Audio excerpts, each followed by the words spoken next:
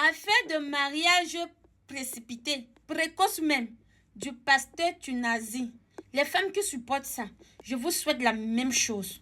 Je souhaite que la même chose vous arrive afin que vos âmes ne se reposent jamais en paix. Parce que je ne peux pas comprendre qu'un homme de Dieu puisse faire ce genre de choses en fait. Hein? À peine tu as aimé une femme, elle est morte. Ça fait à peine peut-être 3 mois. Tu es là à faire les buzz à gauche et à droite. Oh, je vais me remarier. Je n'ai pas signé pour le célibat. Est-ce que tu as tenu compte de l'état psychologique de tes enfants? Tu penses seulement à toi en fait. Monsieur le pasteur, vous êtes égoïste. En tout cas, laissons un peu place à cette brave dame qui donne son avis et ensuite on va se prendre en commentaire. J'ai écouté aujourd'hui une vidéo du pasteur Marcelo Tunasi qui disait qu'il n'avait pas reçu le don du célibat et tout, et qu'il confirmait qu'il allait se marier. Donc cette annonce maintenant, je la trouve inappropriée. En tant que femme, c'est pas un péché. Il n'a pas dit quelque chose de faux ou de mal. Mais en tant que femme et en tant que mère, j'ai eu un pincement au cœur en entendant un homme qui vient à peine d'enterrer sa femme. Je pense pas que ça vaut déjà 4 mois, je pense peut-être 3 ou 4. Parler déjà de remariage à l'église avec tous les fidèles qui criaient « wow ». Et pourtant, cette femme-là, vous l'appeliez maman. C'était une sœur. J'ai pas trouvé ça approprié de parler de remariage maintenant. Nous savons qu'il va le faire et il n'est pas condamné au célibat. Très peu d'hommes ont cette force-là de le faire.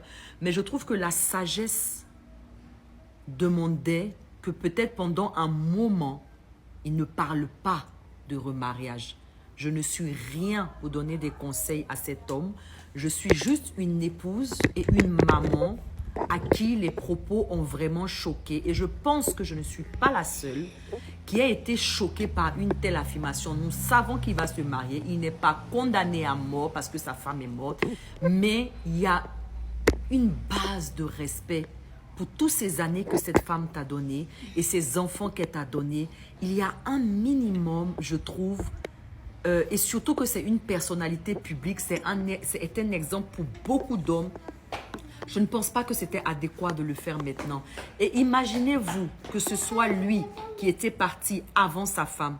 Imaginez-vous Maman Blanche prendre le micro pour dire comme ça que après 3 mois ou 4 mois pour dire que moi je n'ai pas reçu le don du célibat, je vais me remarier je la vois tellement mal en train de le faire que j'ai été choquée du fait de le voir lui en train de parler de remariage maintenant. Ce n'est pas un péché, mais moi en tant que femme, en tant que maman, j'ai été touchée. Et j'ai compris qu'une femme ne doit pas sacrifier sa vie pour un homme. Ça m'a consolidée dans le fait qu'une femme ne doit pas sacrifier son existence, ne doit pas sacrifier sa vie. Oui, nous servons Dieu, nous donnons nos vies à nos maris, nous servons nos enfants, nous les faisons grandir. Mais sacrifie ta vie à un homme. Il ne va même pas porter un vêtement noir pendant 1 an pour dire que non, je fais le veuvage, je laisse le temps à mes enfants. Non, en même pas 6 mois, ma chérie. Ta remplaçante, elle était déjà là au fait. Ta remplaçante, elle était déjà dans l'ombre. Maintenant que ton corps est froid, elle va venir s'asseoir. Donc, que tu as passé le temps à aimer, à ça, c'était quoi? Ça nous enseigne. Femme, ça nous enseigne. Ok, vivons pour notre foyer, vivons pour nos enfants, vivons pour nos époux, mais n'oublions pas notre propre destinée. N'oublions pas notre propre parcours.